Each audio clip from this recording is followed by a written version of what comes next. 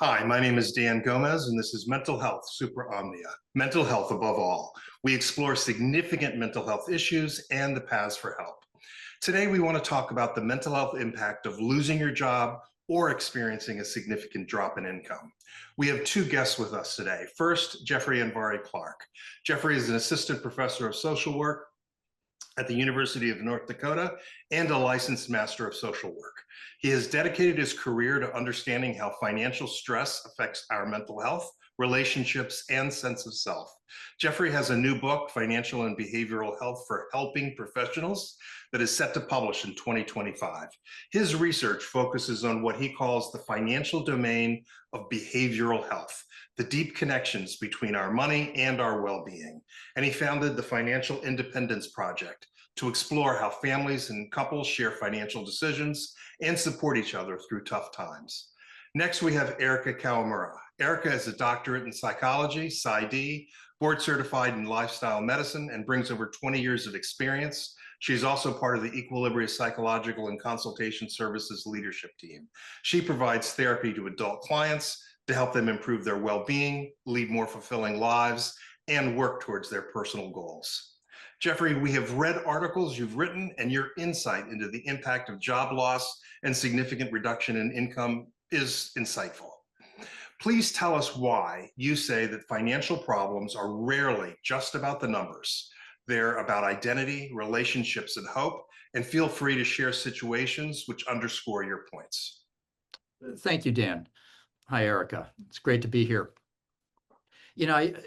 When we talk about financial problems, so much of it is that we think about it's just about the money and how much we have, how much is in our bank account. But really, so much of the problem that we experience is based upon perceptions that we ascribe to it. And so, a lot of it has to do with, particularly when we're talking about our jobs, then we assign an identity to our jobs and identify with our jobs. A lot of times when you're introduced to somebody or meeting somebody for the first time, it's your name and what do you do? So a lot of times that's a big part of the picture. And so we identify with that.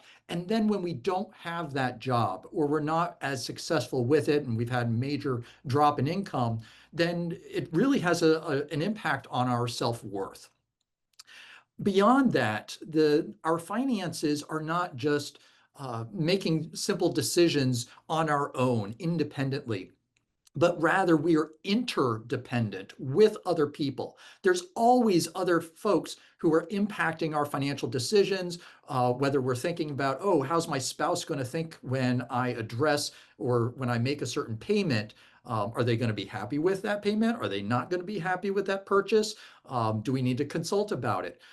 So there's a lot of those types of things that have to do with our relationships and our social relationships and then with our money. And then ultimately, because so much of this is wrapped up in our perceptions, we have to have a sense of hope in order to be able to move forward. So that's where it ties in with the importance of therapy, and especially if we're going through financial challenges, understanding how that impacts our mental health, and thereby how can we have good financial health, and understanding that this can then lead to overall well-being because it is so intertwined with our mental health, our physical health, our social relationships, our coping relationships, such as addictions or meditation or whatever it is that we do to cope with stresses. It's related to our finances. So all of that is really, I think, a big part of the picture that needs to be understood and accounted for and included when we are working towards overall well-being for an individual and their family. Yeah, and that is so true. You hit up on so many different points, but to go back to the very first point about your self-identity, and I can imagine the question I like to pose to people is are you someone who works to live or live to work? And I would imagine the people that are living to work, where the majority of their self-identity comes from work, they're going to be a lot more, they're going to feel that hit more with the job loss or drop in income. If their sense of purpose their self-worth, their self-identity. And I would imagine that they'd be the ones more vulnerable for, anxiety, depression, maybe self-medicating behaviors with alcohol or other behavioral things. Yeah, and for those who worked really hard to get where they are in their career and then to Mhm. lose their job, it can be Mhm. especially painful. You know, And and I, shame. yeah, and Yeah. having that sense of shame, whether it was their fault or not, if somebody is telling them that it was their fault, somebody else is crafting the narrative, and to what degree are you buying into it and believing it, yourself? So, I think one of the really most important pieces here is to realize that you are not your job. And, we all need material means.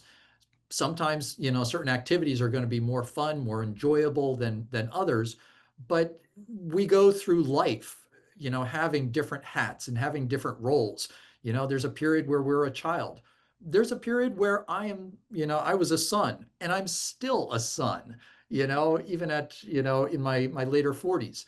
I'm still that, we still have those relationships, but those change over time, and what they mean will change over time.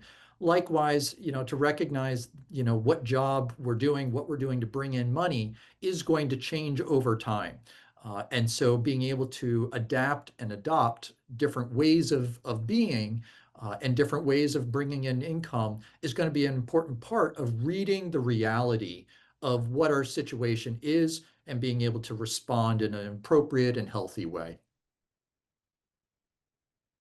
And I think that reality versus the perception that you were talking about is huge, and how much of that perception is feeding into this distorted or catastrophizing of the situation and adding to the story and making it, what I like to say, making a situation worse than it actually, that it already may be worse. But Yeah, for sure. Especially, for those who are in relationships where there is a breadwinner or somebody who's now become the breadwinner, but it's a dual income household.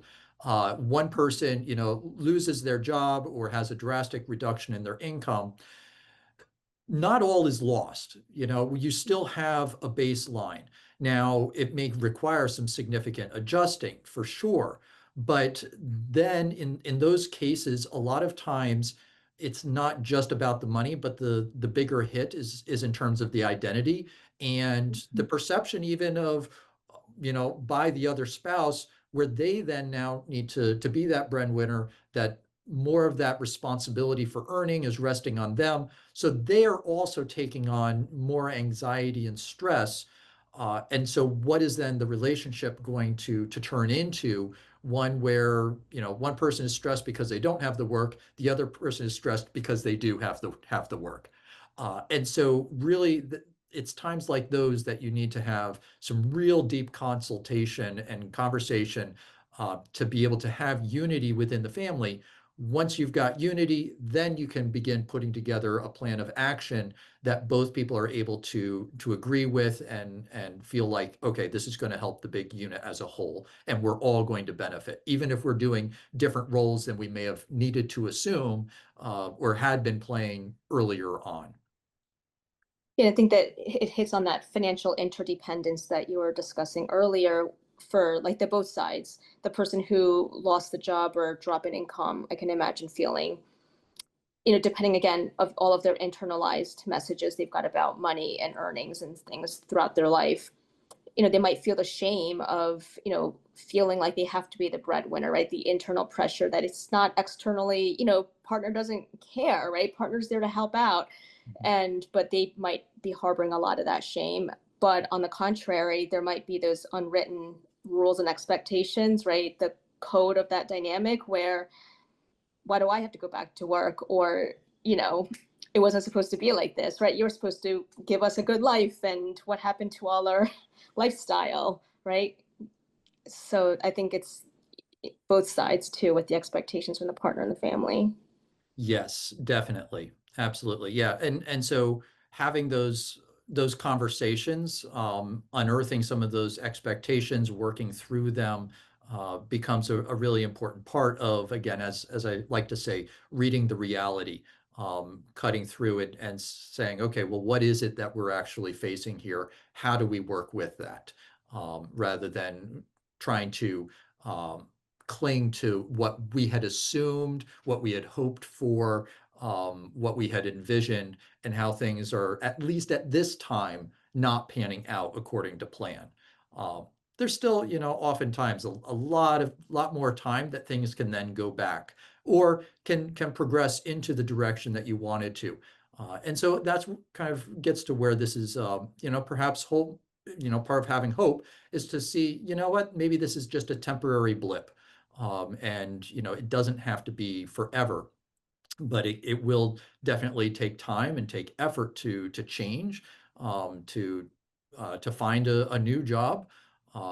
But at the same time, it doesn't have to be uh, only focused on finding a job. But I think as I was reflecting on some of this content beforehand, I was thinking in terms of how going to high school and then going to college, a lot of times you're going to a new place and you're able to really, reinvent yourself a little bit, to create a new identity for yourself of who do I want to be now that, I'm in this new situation.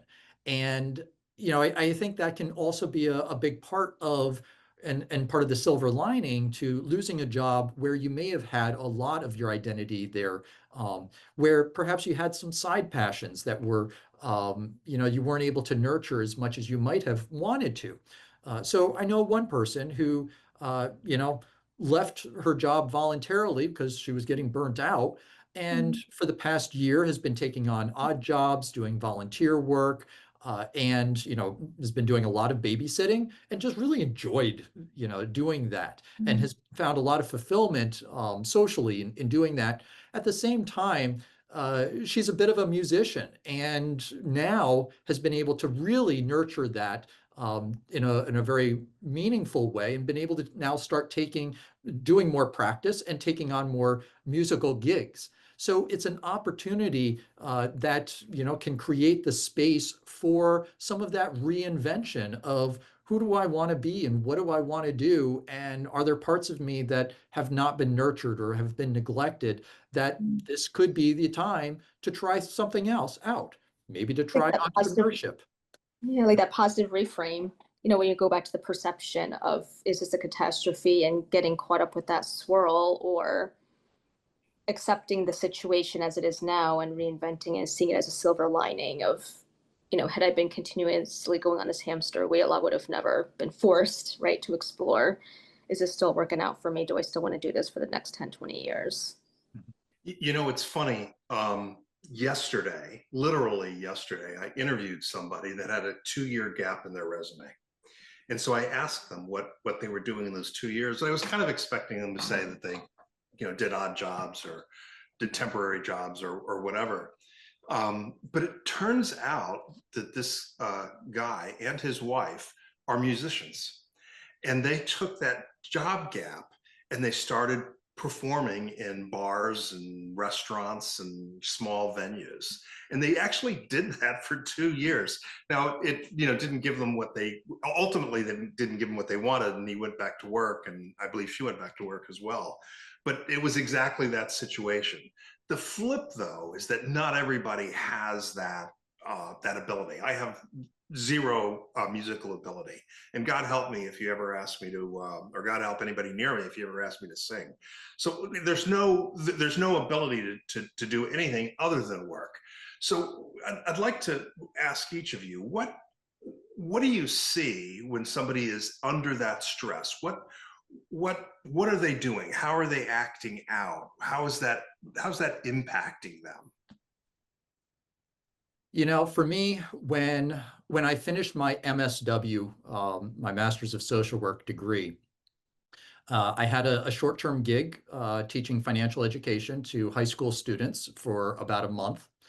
And then I found myself unemployed for the first time in really my life, or without something concrete that was going to fill my resume. And after about 2 weeks of being unemployed, we had been talking about your anxiety. I got depressed. and my mind went to some really dark places.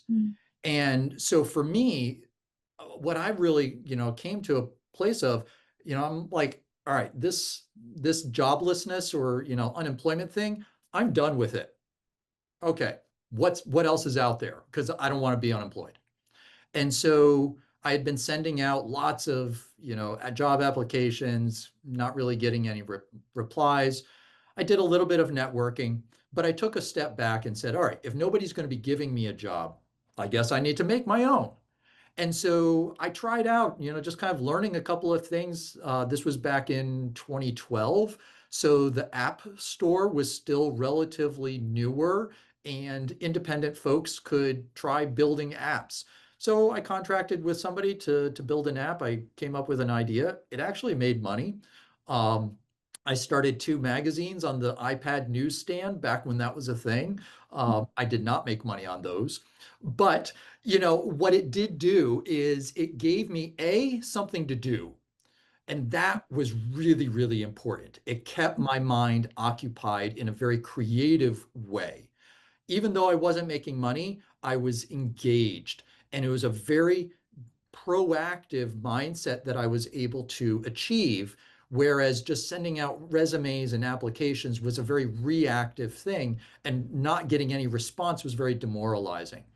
Now, I mean, as I said, I had, um, uh, sent out, kind of feelers to my networks, and lo and behold, about a month or two later, somebody said, "Hey, I may have a position for you." I was just talking with somebody, and so they put me in touch, and I was able to get a new job after that.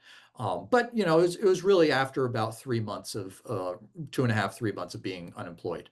Um, my point being here is, and was that though, for my own mental well-being, having something to do was so crucial. And incidentally, the skills that I developed as a result of that experience, I have used in many of my jobs since then. So not everything is going to bring in money, but having those experiences can keep you mentally afloat. So whether that's volunteering for an organization that you've always enjoyed working with and maybe never had the time to, so doing more work there, and sometimes that can turn into a job when they see that, hey, you're already here and you're impassioned, we like you, and so, hey, would you be willing to take on a new job? So there are those types of experiences where it impacts your mental health, but also it keeps you afloat until you can get a more substantive job after that. And I'm so glad you brought up that structure, something to do, because what I find a lot of people, who are unemployed or lost their job and they're trying to find a job, they feel like they have to do that 24/7. And they feel guilty if they're just scrolling on social media, or they're just putzing around, or they're decluttering, or just hanging out, right? Or even just seeing friends or something, right? Like anything positive or fun, they feel guilty doing it because they should be. So I'm so glad that you brought that up.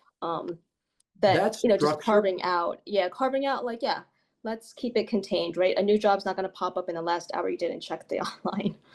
So, Yeah, you need to treat your job hunt as the job itself.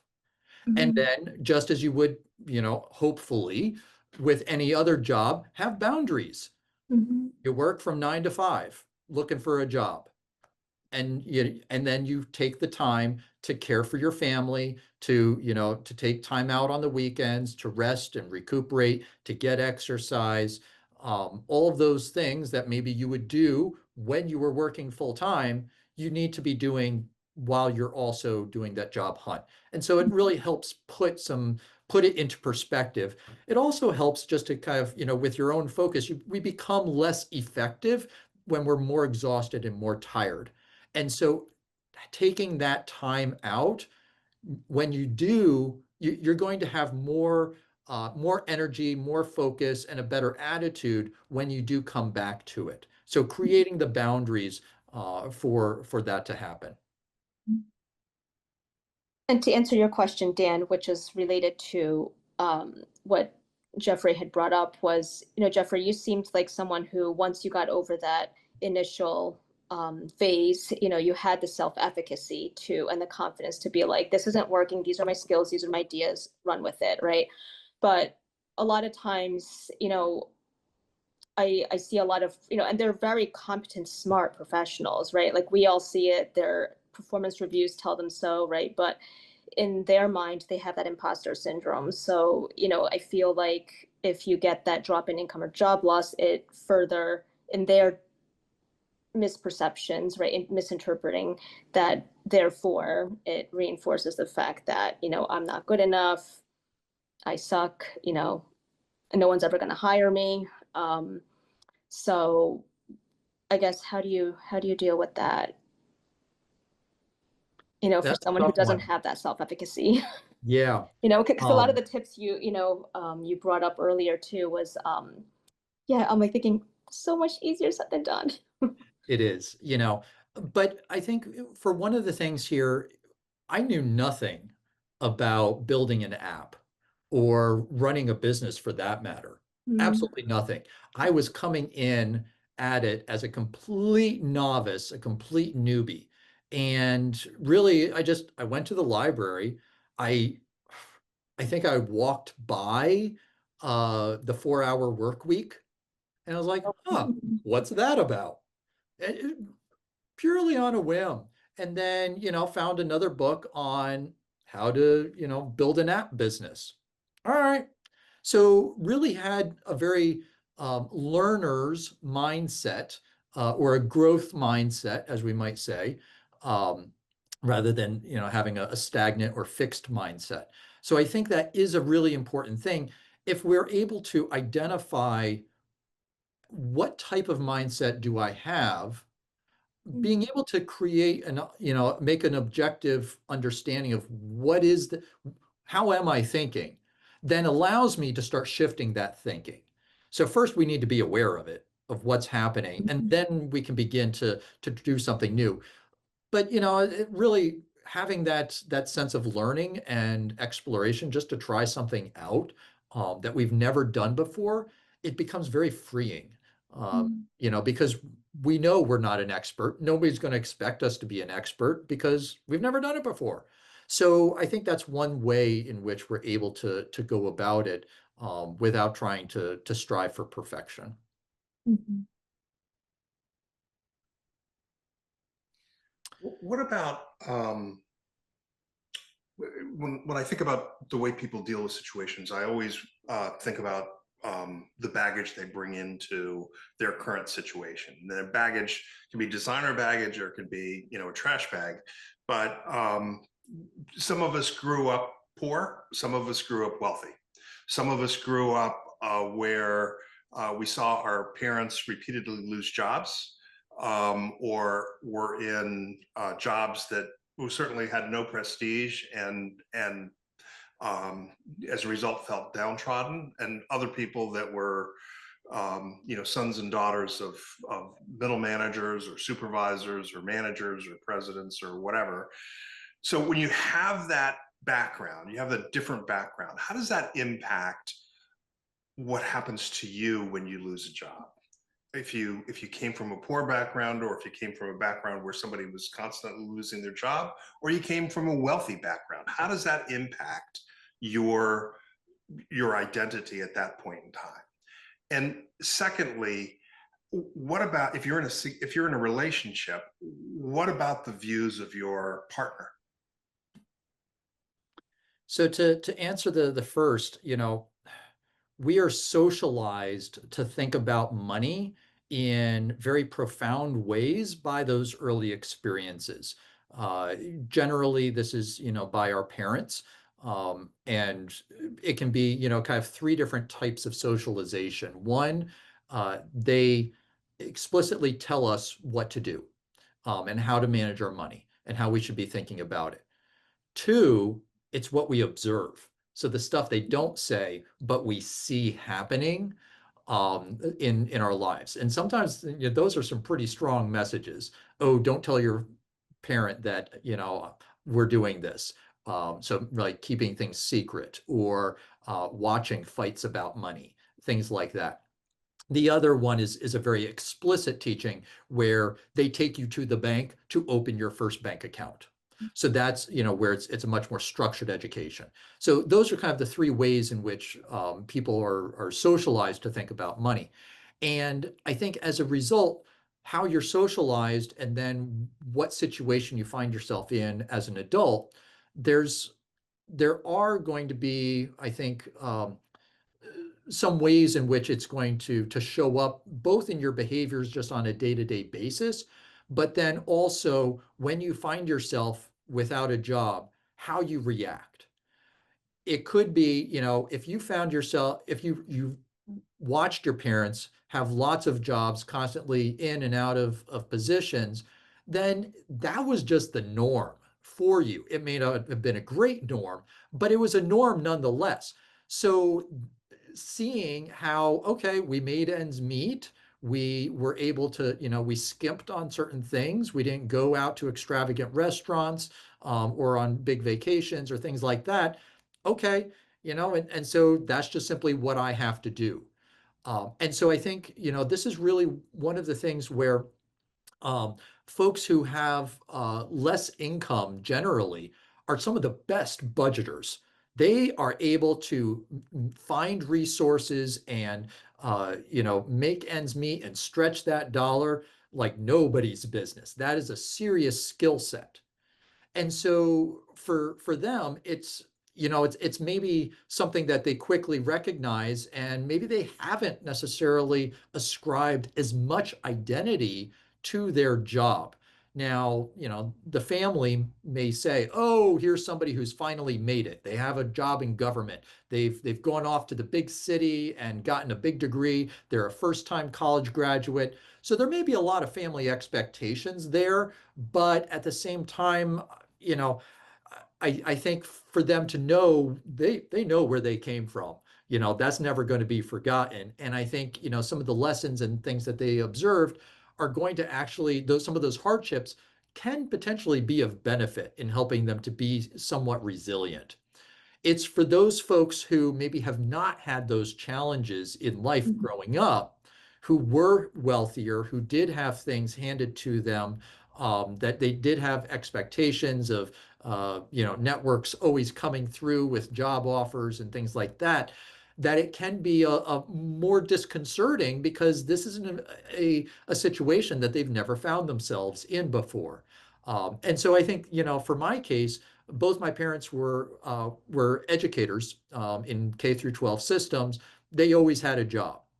And Mhm. it was a decent paying job, as well, back when teachers were paid more, especially in New York State. But Mhm. that said, they were frugal, and so I recognize the importance of being frugal, being very mindful with my money.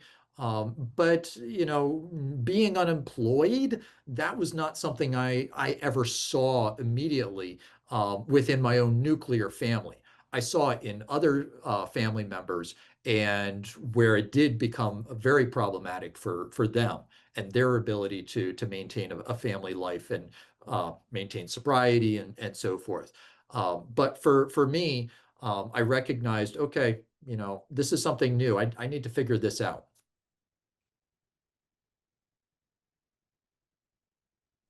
As far as then, but then in terms of the relationship and the expectations that others will have, as I said, it goes back to how we were socialized.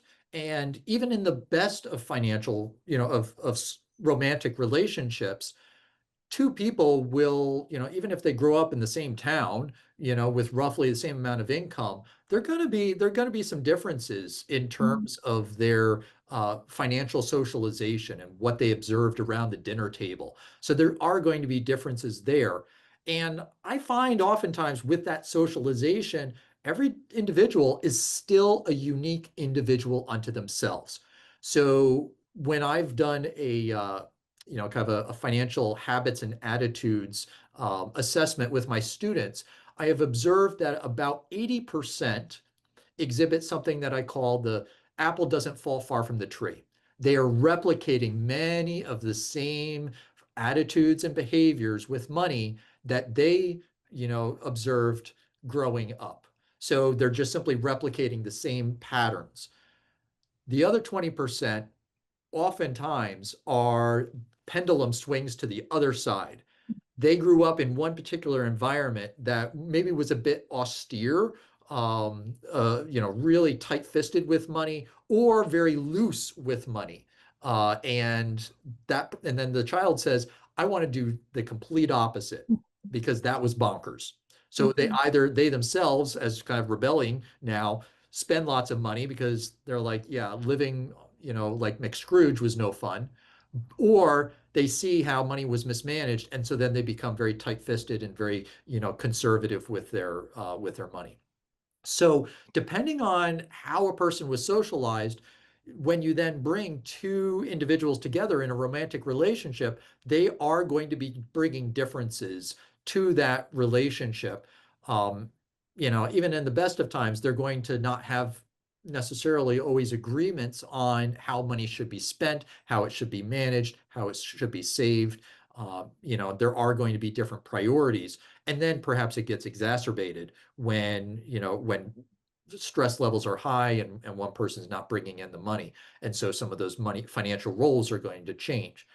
Uh, I look at my wife and I and how we've had different jobs and different roles over now 21 years of marriage. And um, there have been periods where one of us will assume the duties for cooking and cleaning and a lot of the childcare because the other person was the breadwinner. And so, especially when I was in my PhD program, my wife was the breadwinner. So I was the one who was cooking all of the nightly dinners and handling all of that. Now that I'm the breadwinner, my wife she's able to take more of a back seat. And so she now cooks more of the nightly dinners. In this case, it's more a matter of function and recognizing what's going to be best for the family, rather than kind of some prescribed societal norm of who should be doing something. Yeah, we don't have the should. We have, who's going to be best at doing something and what's going to work best for the family. So that's a consultation that has to happen in order to have that unity, in order to then be able to make a plan and carry it out with success. I have to imagine, Erica, that you've seen significant stress in relationships, or having worked with an individual that has undergone one of these situations, or has that imbalance in the way they were brought up. I'm reminded talking to somebody who apparently grew up poor, and their spouse grew up wealthy. They had just gotten married, and the spouse bought a towel for $80. The one that grew up poor was horrified because that was a week's food budget. Now they were fine, but it just that clear distinction in the way they were viewing money was really kind of shocking and enlightening. But Erica, you must have seen problems that have come up because of that financial stress. I mean, what do you how do you reduce some of that stress, and how do you try and get people back on an even keel? Yeah, so I mean, oh gosh, where do I start? The reason why we wanted to have this conversation was because, financial stress is, one of the top three sources of argument and conflicts, and stressors amongst the individual. But as far as, like differences in like that saver versus the spender, I do have a lot of conversations around like, what is money to you? Is that your self-worth? Is that your source of power?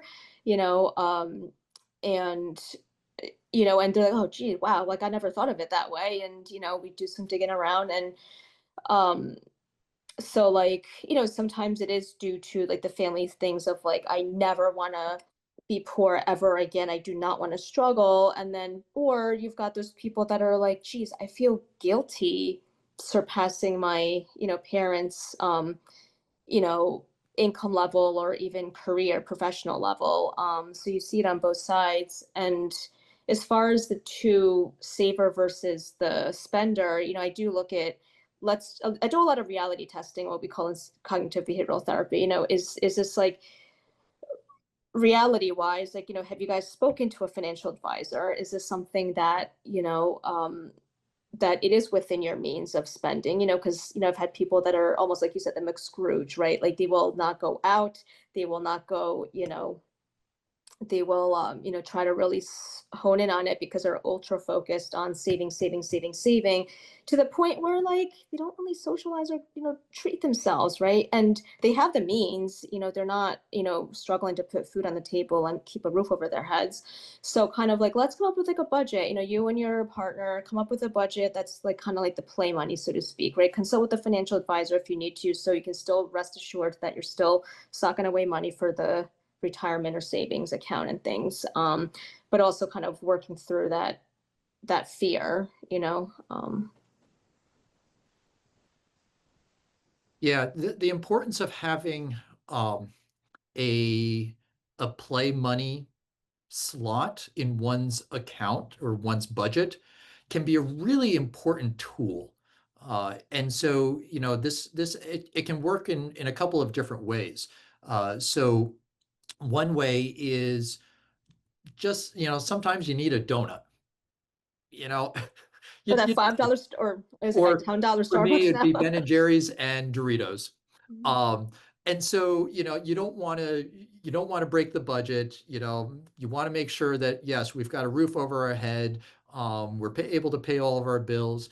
But sometimes I've just got a little emotional need. Or, somebody wants to buy a coffee or a latte or whatnot, something fancy.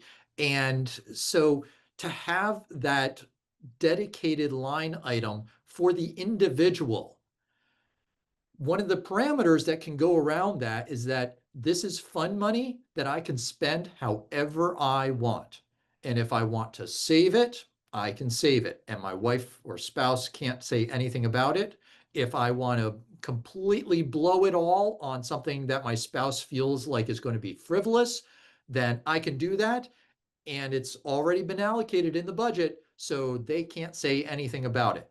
So it's entirely guilt-free, permission-free, treat myself how I want to be treated, money.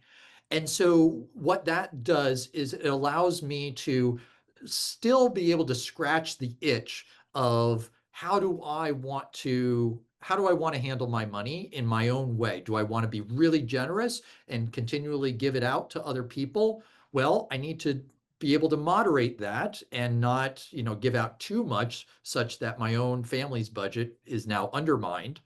But this way I can scratch that itch of being generous while at the same time making sure that my family's budget is protected and I am able to have harmony, within the rest of the family. So, whether, it's around generosity, whether it's around saving, whether you want to plan for something with it, whether you want to just be spontaneous, or carefree with it. So any of these different types of habitudes, that's where that can shine, and especially for you as an individual. Whereas then having that separate from the rest of the family's budget and the family's account then helps protect the family unit, so that the family can then stay on track with all of their basic needs. I like the idea of having a little bit of play money for each person. But in preparation for today, I actually talked to a number of people about how they deal with money and the stresses of money, job loss, et cetera, et cetera. One thing that kept popping up is there's quite a number of people that in their family, in their between the two people, one of them completely controls the money. They do the checkbook, they do the credit cards, they do everything. And the other one simply spends money or asks to spend money. So there's much more of a dependent relationship. And that kept coming up, more and more, to be perfectly honest. And frankly, it's the way in my family we've done it. There's been times when my wife has controlled the checkbook and the money, and there's been times when I've done it. But it seems to be a very common thing. Doesn't seem like and that's across many income levels. So it doesn't seem like everybody uses that play money idea or threshold idea. Yeah, using that as a line item, I actually got the idea from the folks at YNAB. You need a budget.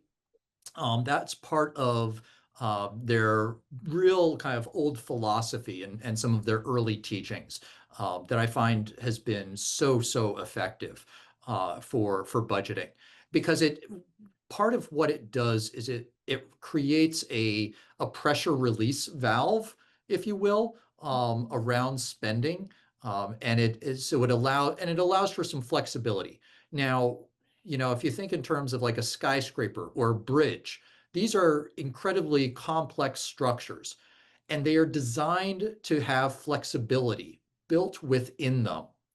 So a structure that does not have flexibility is going to be very brittle and it will break.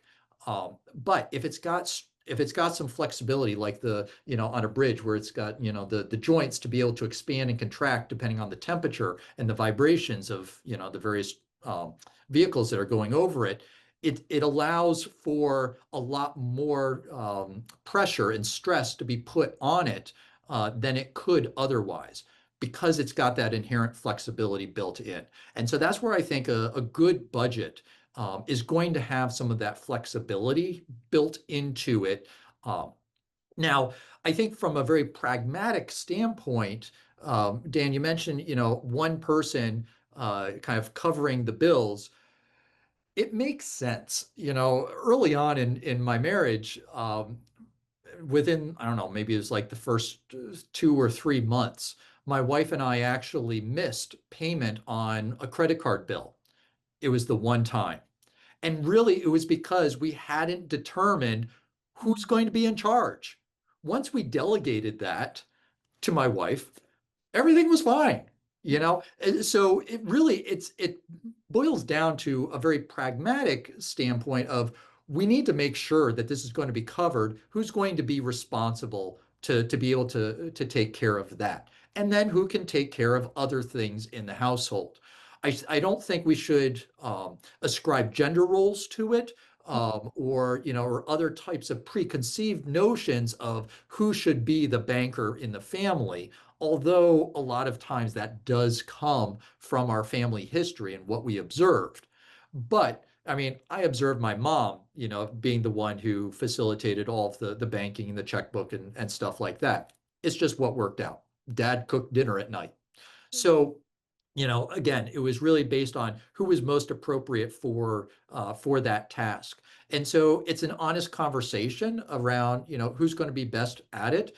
But I think at the same time, there should be at least a roughly agreed upon structure for, all right, within these limits, how much can we spend when one person goes grocery shopping? What's going to be an acceptable amount?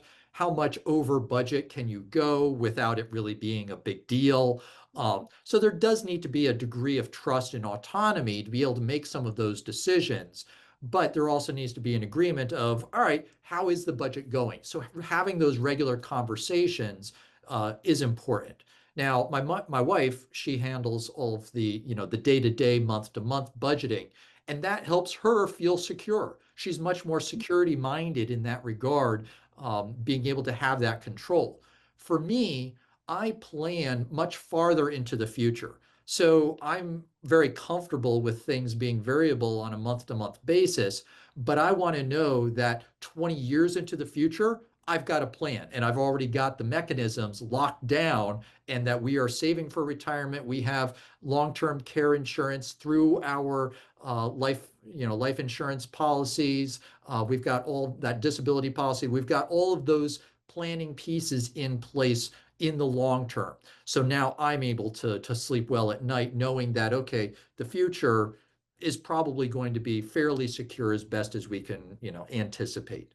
So, we're bringing different things to the table here. And, if both people are bringing the same skills, all right, they'll need to just simply determine who's going to be covering what. And so there may be cases where, one person is responsible for the rent and the other person is responsible for utilities and groceries.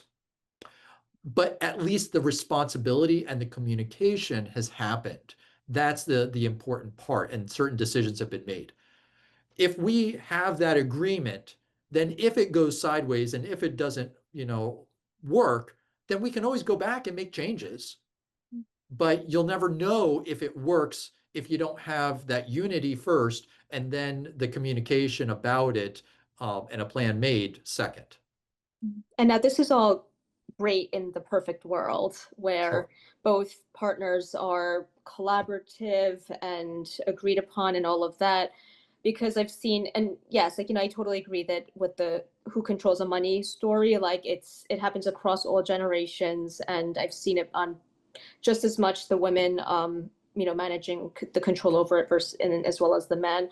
But sometimes it is, like you said, a agreed upon compromise or just strengths, right? And other times it's more of like that default role where, if one partner tends to be, I don't want to throw in diagnoses, but let's say, for example, like ADHD, or maybe or just like personality wise, they're just very impulsive, thrill seeking, or just in denial, just like, that 35-year-old kid, right? They never grew up with the responsibilities. And so that other partner really has to constantly be playing that parent role. And I think that's where maybe I got that play money idea from a while ago, because, in trying to rein in their partner, and then they're like, they already spent like $20 at Wawa and it's only Monday. That's supposed to last them all week, right? And so yeah. So it's like, I guess, like, how do you run into that at all? Or how do you work with situations like that where the one partner is either just oblivious or doesn't see their accountability or source sense of responsibility in the situation? Yeah, that is definitely something that needs to be accounted for, in understanding, okay, how are we going to operate successfully here? And what types of additional structures are going to be needed. And, one of the things that, as we've been diving into this idea of financial interdependence, so not independence, but interdependence, is that there should be, kind of the the decision that needs to be made that I am making as an individual, but there's also the other voice in my head is, what's my spouse going to say? Now that's usually there, but there are cases where, for instance, with ADHD or maybe, autism, and people being on the spectrum, where that other voice, they're thinking, oh, I already talked to the person about this, and they didn't.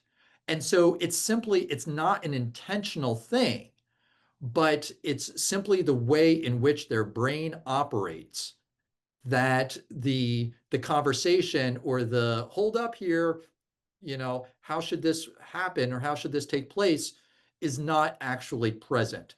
And so that's where, maybe having some of the greater structure around, um, you know, teaching them how to look into the budget. So, okay, if we've got an app that we're using, where to look to see how much money you've got left. And once you hit zero, you do not have any left until, we give you your allowance, next week. So it helps to create some of those boundaries, that can go, can happen. But it is something that needs to be addressed head on and very intentionally, rather than assuming that it's going to happen. I'd like to, Jeffrey, I'd like to ask you three quick questions, but before I do that, because that'll ultimately lead to our close, is there anything that we haven't discussed about job loss or loss of income that we need to bring up so that I think one of the things here, that we also want to talk about, and it impacts, there's family, but then there's also family. And I use family in a very nuclear sense, but many of us come from much larger families. And so perhaps we've played roles of responsibility within this broader family, caring for our elders and various uncles and aunties, sending remittances, abroad, these types Mhm. of relationships. And so I think it's really important not only that you communicate with uh, with the nuclear family, with your spouse, because I mean, obviously they're going to know that you lost your job, unless you're Rob Parr from the Incredibles. He managed to keep it very secret in that movie. But it's really important to communicate with some of that broader network. A, they might be able to help you find a job, but B, this would be the opportunity for them to reciprocate, to the extent that they're able to.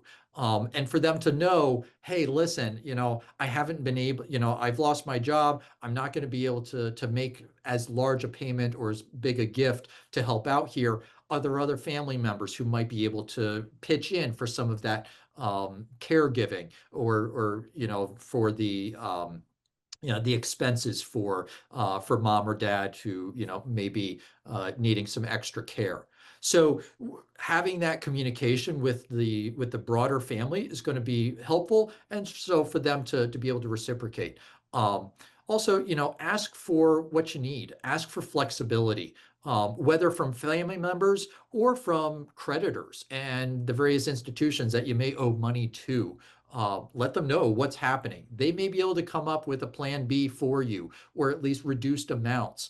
Student loans, you might be able to reduce the amount that you owe if you move into like an income-driven payment plan. Um, and then, being able to pick up chores to help balance for the breadwinner. So we talked a little bit about that. But it shows a recognition that, okay, things have changed. You've got more stress. How can I, help address this by, maybe picking up some of those chores to lighten the load, and to help balance things now that I'm just simply sending resumes out from home. Okay. Well, let me ask you three quick questions. Go ahead and give me the answer, just whatever pops into your head. First question, if there was one piece of advice you could give to those who haven't yet been impacted by a loss of income, what would it be? Start saving and learn how to budget your money.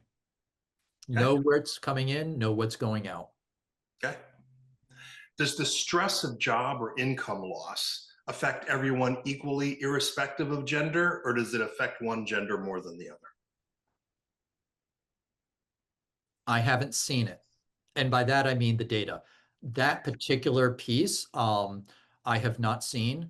So I wouldn't know one way or the other. It may, but it might actually, I think if we're talking in terms of societal impact, it may actually affect men more so. If they have this belief that I have to be the provider for my family and now I can't. So men may take it more hard, maybe. I don't know. Okay. The last question I wanted to ask you, if you've lost your job, I just lost my job, what are my next steps? What do I need to do? Steps 1 through 4 right now. Step one, take a breath. Chances are it's a bit of a shock, and you're going to be going through shock. It's a major upheaval for somebody. It can be very traumatic. So treat it like trauma. That's first off what I would say. Treat it like trauma. Have grace with yourself. Um, and communicate with others. Don't try and hide it, because to the extent that other people will know and be able to appreciate the situation that you are now in, all the faster they'll be able to start helping and chipping in as you need help. And then, take a little bit of a breather, but don't get demoralized. Hopefully before you've uh, lost your job, you've already had a good network. Maybe you've helped other people find jobs. And again, that's where reciprocity comes in. Uh, put your feelers out there and let them know, hey, I'm looking now. This is specifically what I am looking for. And I think that would be the final piece is be specific. is so much easier for people to help you find a job if they know exactly what they're looking for. When it comes across their social media screen or their job desk or wherever, the moment that they see, oh, this is precisely the job that my friend is looking for, and then I can pass it on to him. Otherwise, it's too wishy-washy, and we're not going to know what's truly going to be a good fit. Thank you. So I'd like to give each of you 1 minute to summarize the discussion, summarize what the important points that you want to make sure get brought up, in the end. Jeffrey, we're going to go to you last because that way you'll have the last word, which means Erika, you're first. Thank you. And thanks for joining us today, Jeffrey, this very interesting conversation. So just to summarize, it's the couple of points I just want to hone in on are asking yourself, is the level of, the anxiety, the emotional distress, all the mental swirl, right? Is that proportionate or disproportionate to the stressful situation that you're in? And you can do that through reality testing of, seeing how much of this is real to the actual situation and how much am I adding to the story and am I catastrophizing and coming from more of like your own internal issues and internalized messages and those sorts of negative self-talk, that can go on that runaway train. And then just as Jeffrey mentioned earlier, just start doing something, even if it's taking a look at that, because the anxiety can really, as humans, like our initial reaction to anything uncomfortable, anxious, we just want to avoid, hide, stick our head under the rock. But that's just going to fuel the catastrophe of, the scenarios that you might be in and really maintain that sense of paralysis. So. Okay. Jeffrey?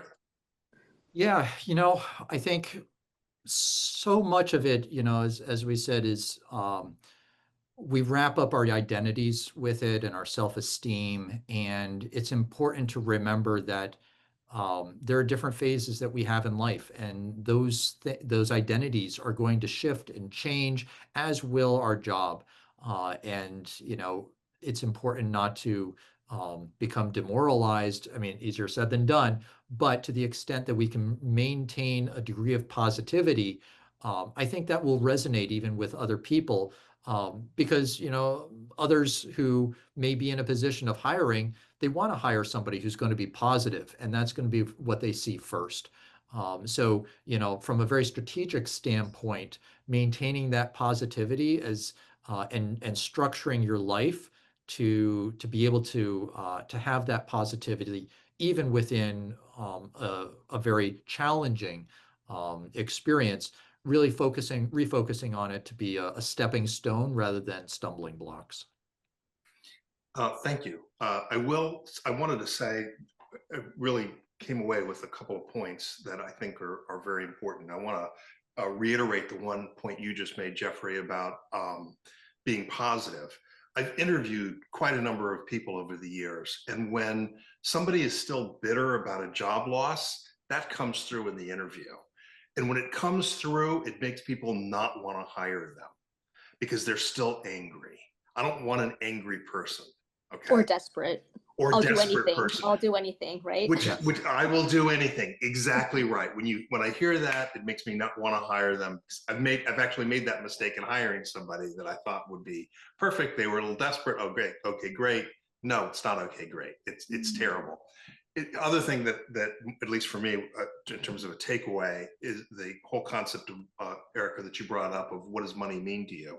I never really focused in on that, but as you were talking about it, I suddenly, brought to mind the fact that in my marriage and my relationship, we actually have very different fundamental differences. We have fundamental differences in the way we view money. And I just never really thought about it until you were talking about it. And that does have an impact on what you do.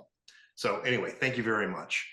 Our sponsor today is Equilibria Psychological and Consultation Services, whose mission is to help individuals achieve their personal potential and long-term growth by compassionately and respectfully helping clients live in balance.